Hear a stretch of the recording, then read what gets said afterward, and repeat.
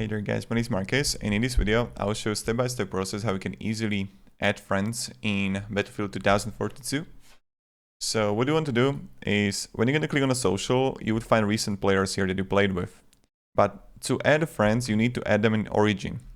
So we need to go here, Origin, open the application, then simply click Friends, add a friend.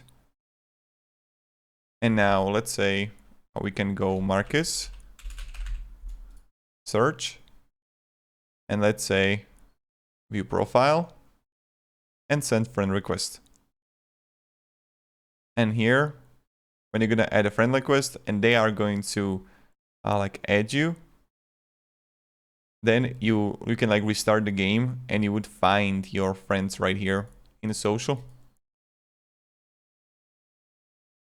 And then you can play together and create a party, etc. So this is how you can add friends in Battlefield 2042. If you can have any questions, ask me down in the comments, guys. And have a great day and goodbye. See ya.